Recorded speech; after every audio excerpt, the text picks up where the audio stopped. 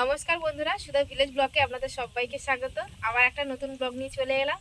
আপনারা আমার সঙ্গে থাকুন আর শুরু থেকে শেষ পর্যন্ত ব্লগটা দেখতে থাকুন। আশা করি আজকের ব্লগটা ভালো লাগবে। আর ভিডিওটা দেখা শুরুর আগে একটা প্লিজ লাইক করবেন আর একদম ভিডিওটা কেটে কেটে দেখবেন না, ফুল দেখার অনুরোধ রইল। আর এখন আমি ঘরের সমস্ত কাজ করে নিয়েছি, তো আজকের একটা রেসিপি বানাবো।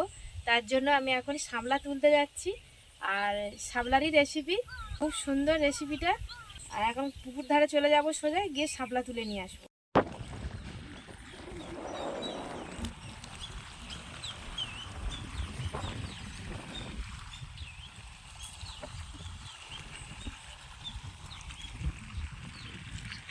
এই যে পুকুর ধারে চলে এসেছি, আর এই যে শাপলার বা তুলে নেবো আমি। আর দেখুন অনেক শাপলা ফুটেছে পুকুরে।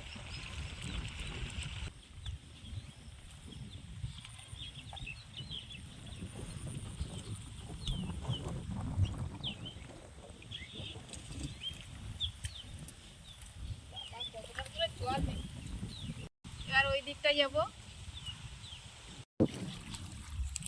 এই শাপলাটা একটু অন্যরকম, এই যে ফুলগুলো নীল।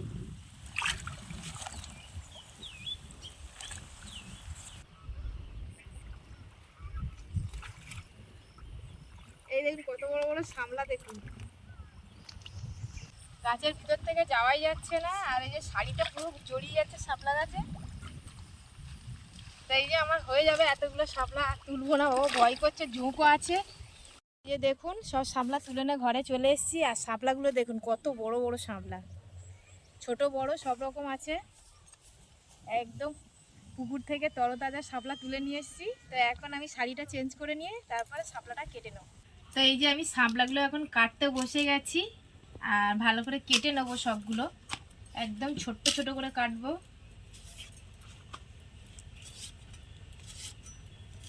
এরম ভালো করে আঁশ ছাড়িয়ে নেবো। শাপলাটা আঁশ থাকে, আঁশটাও ছাড়িয়ে নিতে হবে। যেরকম কচু শাক আমরা কাটলে যেরকম আঁশ থাকে, ওরকম শাপলারও আঁশ থাকে। তো এইভাবে আমি সবগুলো কিন্তু কেটে নেব। তো আপনাদের বলাই হয়নি যে আমি কি রেসিপিটা করছি।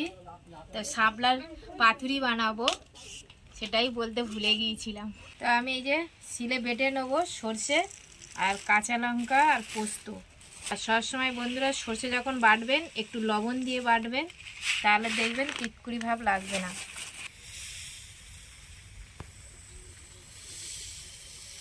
লবণ দিয়ে দিলাম, এবার আমি জল দিয়ে বেটে নেবো ভালো করে।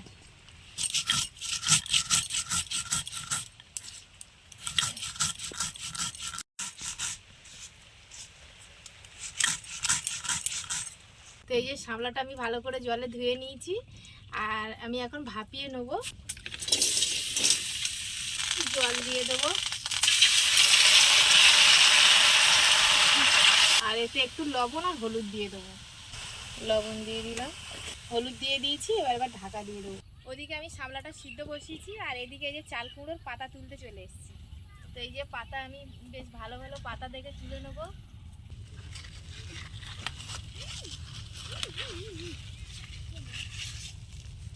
আপনারা চাইলে লাউ পাতাও নিতে পারেন, মিষ্টি কুমড়োর পাতা বা কলা পাতা। তো আমি আজকের চাল কুমড়োর পাতা দিয়ে করব। আপনাদের দেখানোর জন্য আমি এই যে লাউ পাতা দুটো তুলে নেব,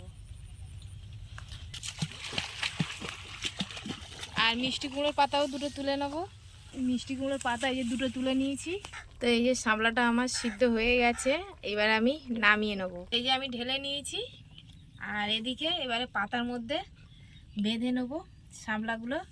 তো কি কি দিচ্ছি দেখুন। তো এমনিতেই আমি শাপলার মধ্যে লবণ দিয়েছি, আর এখানে এই যে পরিমাণ মতো সর্ষেতে আমি দিয়ে দিয়েছি লবণ। আর কাঁচা সর্ষের তেল দিয়ে দেবো। তো একটু চিনি দিয়ে দেবো। আমি নিরামিষ বানাচ্ছি, আপনারা চাইলে ছোট চিংড়ি মাছ দিয়েও করতে পারেন, খুব ভালো হয় খেতে। লঙ্কার গুঁড়ো দিয়ে দিচ্ছি, আর একটু হালকা একদম কম দিয়ে দিলাম হলুদ গুঁড়ো। তো এবার সব একসঙ্গে আমি মিশিয়ে নেব। শাপলাটাও দিয়ে দিলাম, এইভাবে সব মিশিয়ে নিতে হবে। তো আমার হাতের কাছে চামচ ছিল না, ওই জন্য খুন্তি দিয়ে মিশিয়ে নিচ্ছি। কড়াইটা আমি বসিয়ে রেখেছিলাম, গরম হয়ে গেছে। তো ওই জন্য এই যে সাদা তেল একটু দিয়ে দিলাম, আর সাদা তেল দিয়ে আমি ভাজবো। তো প্রথমে আমি লাউ পাতা নিয়েছি, লাউ পাতাতেই একটু দেখাচ্ছি আপনাদের। আপনারা চাইলে এর উপরে একটু কাঁচা লঙ্কা দিয়ে সাজিয়ে নিতে পারেন। তো আমার ঘরে বাচ্চা আছে বলে আমি কাঁচা লঙ্কা দিলাম না।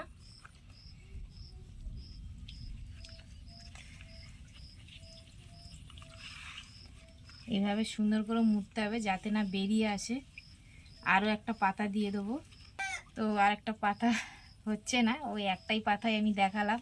দিয়ে এবার সুতো দিয়ে এইভাবে ভালো করে বাঁধতে হবে যাতে না খুলে যায়। আরও একটা পাতা দিলে খুব ভালো হতো, তো দুটো পাতায় তুলেছিলাম, একটা পাতা পড়ে গেছে নিচে, ওই জন্য দিলাম না।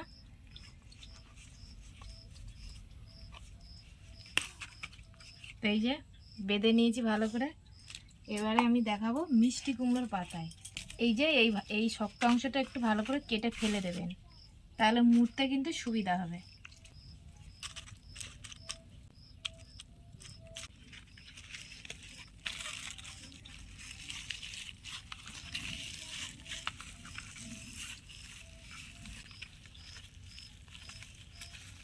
এই পাতাটা একটু ছোট হয়ে গেছে, মিষ্টি কুমড়োর পাতাটা।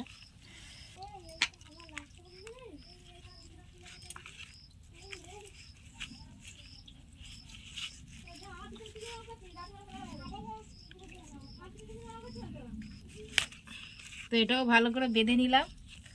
তো এবার আমি চাল কুমড়োর পাতাটা নিয়েছি।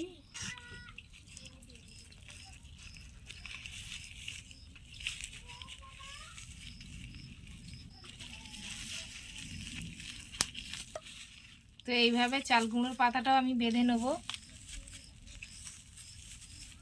আসলে পাতাগুলো অনেক ছোট ছোট হয়ে গেছে, একটু বড় বড় হলে সুবিধা হয়।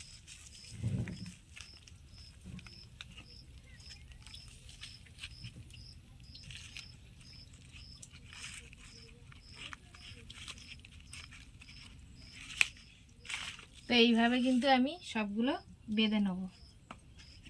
তো এইভাবে আমি সব বেঁধে নিয়েছি, এবার আমি তেলে ভেজে নেব। তো এই যে কড়াই তেলটা গরম হয়ে গেছে, এবার আমি একটা একটা এই যে পাতা মোড়া দিয়ে ভেজে নেব।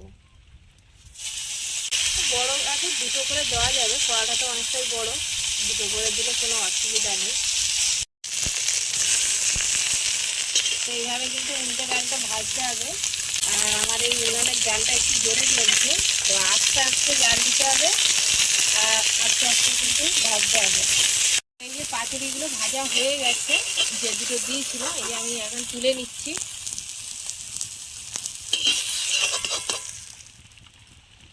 আবার এগুলোও দিয়ে দেবো।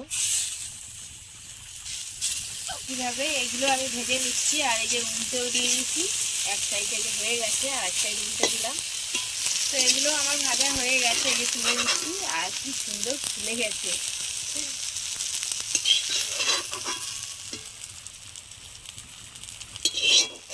তো আমার সবগুলো বানিয়ে আমি একদম চলে এসেছি খাবার পাতে, আর খাবারটাও বেড়ে নিয়েছি।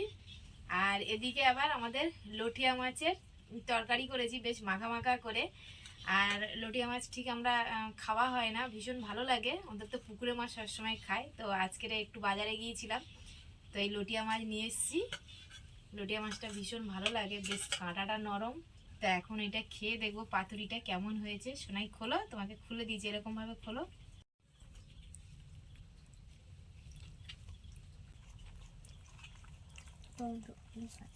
গরম ভাত না, এগুলো অল্প খাও।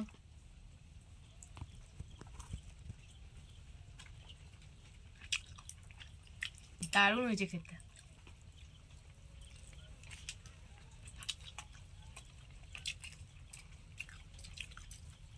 আপনারা কিন্তু এইভাবে কিন্তু বাড়িতে বানিয়ে খেতে পারেন, আর আমি খুব সহজভাবেই বানিয়েছি।